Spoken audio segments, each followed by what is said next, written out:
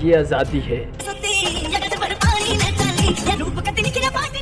تو یہ غلامی ہے، اور وہیں بیگوں پر لائیو جا کر بحث باتیں ہو رہی ہوں نامحرم لوگوں سے، تو وہ آزادی ہے۔ میرے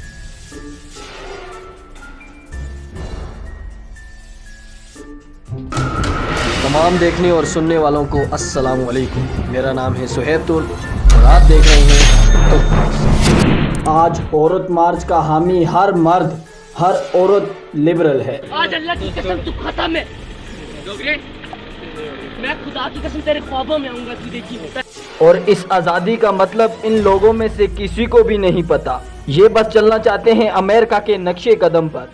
بے حیائی اور گند کی آزادی ملتی ہے امریکہ میں عورتوں کو ورلڈ وار 2 میں، جب امریکہ کے رہائشی تمام مرد جنگ پر چلے جاتے ہیں، تمام فیکٹریوں کے مرد جنگ پر چلے جاتے ہیں، تو امریکہ میں کام کرنے والا کوئی مرد نہیں رہتا، تو تب گھر کی پاک دامن عورت کو شوہر سے آزاد کر کے فیکٹریوں میں مزدور بنا دیا جاتا ہے، اور اس کام کو نام دیا جاتا ہے عورتوں کے حقوق۔ ٹائٹل عورتوں کے حقوق کو دیکھ کے پاکستان کی عورتیں بھی آزاد ہونا چاہتی ہیں، یعنی کہ میں جو چاہوں میں وہ پہن سکوں، میں جب چاہوں گھر آؤں، میں جب چاہوں گھر سے باہر جاؤں، میں کسی بھی مرد کے ساتھ گھوموں، میرا باپ، میرا بھائی، میرا بیٹا، میرا شوہر اس بات کا نہیں پوچھ سکتا کہ تم اس کے ساتھ کیا کرنے گئی تھی۔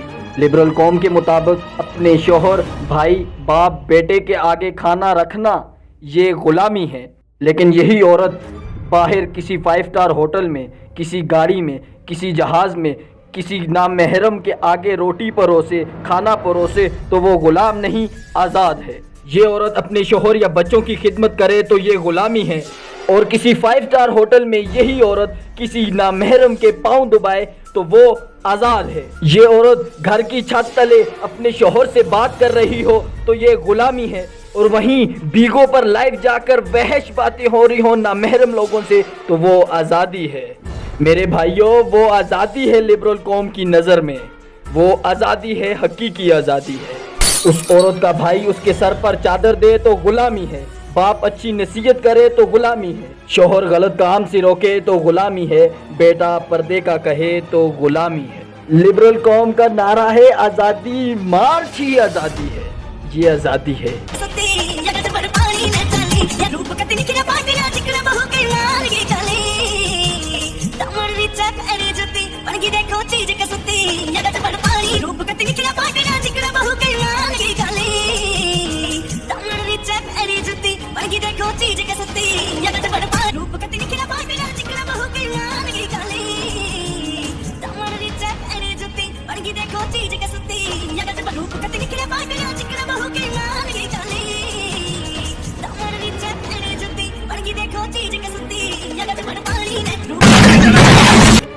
ان کے سروں پر اگر دوپٹہ نہیں ہے تو یہ آزادی ہے، صحیح معنی کی آزادی تو یہ ہے، ہم کو تو پتہ ہی نہیں ہے۔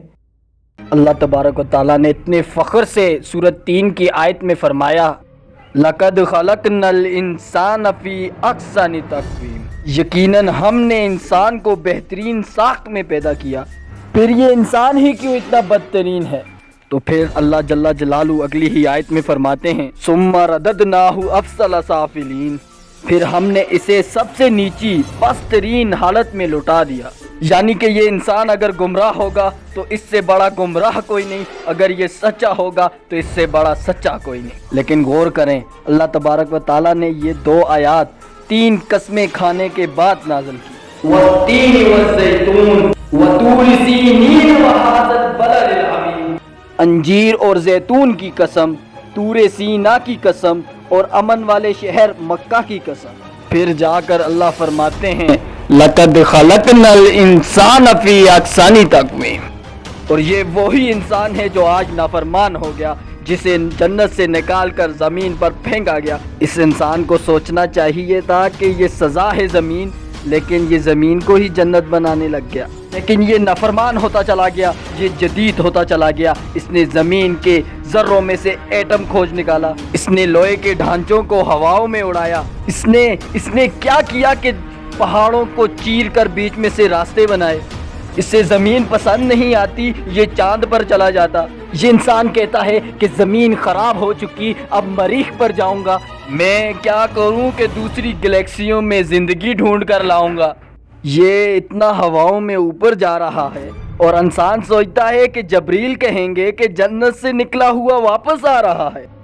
اتنی ترقی نہ کر سکے گا کہ جنت کھوج لے، جنت اعمال سے ملے گی۔ انسان کیا کرتا ہے کہ درختوں کے ڈھانچے سے سمندروں پر گھر بناتا ہے، اس سے بھی پیٹ نہ بھرا تو چاند پر اپنے پرچم جماتا ہے، اور فرشتوں کی سرگوشی سن کر آیا کوئی اور کہتا ہے اور یہ کمبخت انسان آسمانوں سے اوپر آ رہا ہے، کیوں؟ یہ کتے کی موت مرنے جا رہا ہے۔